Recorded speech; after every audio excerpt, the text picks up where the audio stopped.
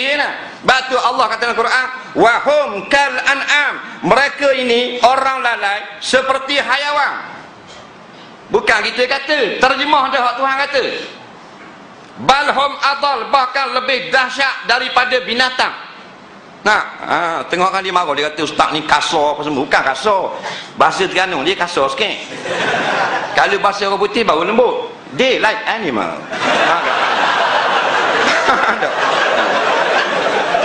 Sama tak? Sama, tapi Terengganu dia kasar sikit. Nah, dia lembut dengan orang puang. Lembut lah lu Terengganu. Nah, kalau ngajar dia nampak memang jenis kasar gitu. Nah, jadi kita nak suruh gunakan perkiraan kita. Macam mana kita ni Tuhan beri kesihatan yang begitu baik, dengan panca indera yang 5. Segala fasiliti kita, tangan, boleh nafas, kaki, gagah, kekuatan, ada darah, dada jahil hukum agama. Apa guna aku berimu mata? Apa guna aku buat kaki? Apa guna buat tangan? Mudah belajar ilmu orang putih je, padang sains je, matematik je, bahasa Inggeris je, dah mengenal aku mana? Hadis Nabi ku mana dak belajar? Nah, Nabi kata iza maratum bi riyal jannah farta'u, kalau mu lalu tempat orang yang kebun-kebun syurga ndaklah mu singgah. Tanya sahabat riyal jannah, apakah itu kebun syurga? Nabi jawab hilaku zikri, tempat orang belajar hukum Allah. Nampak? Kena singgah. Tak lalu saja kok surau, kok masjid, tak singgah. Sambang kepada ulama-ulama, sambang dengan Allah Ta'ala. Padahal hidup atas bumi Allah, oksigen ni yang kita sedup milik Allah. Allah bagimu masa 24 jam, 10 jam untuk cari dunia, 1 jam duduk pada majlis ilmu. Mu tak mari juga, tak berti bahasa punya bangsa. Faham?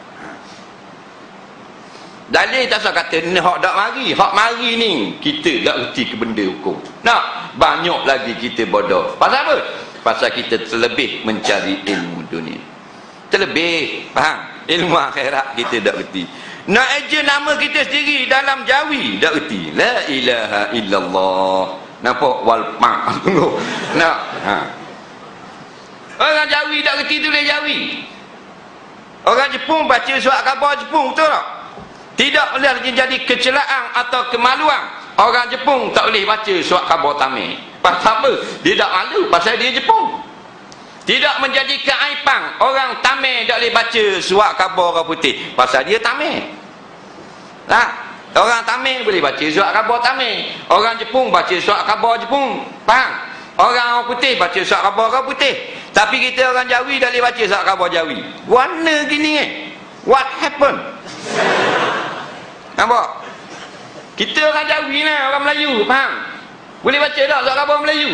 Tak boleh baca, buta kayu. Daripada pandai mengenal Jawi, menjurus kepada mengenal huruf-huruf hijaiyah yang menjadi kalam Allah, Al-Quran, dan kalam Rasul, hadis-hadis Nabi. Nah, mari orang putih dia blok ni, kita hanya nampak ABC, akhirnya buta. Nampak? Huruf-huruf hijaiyah agama kita sendiri. Nampak? Satu kecelakaan. Nah, hak tu padang dah kita dalam mendengung Allah jahatnya aku dengan Allah Ta'ala. Nah,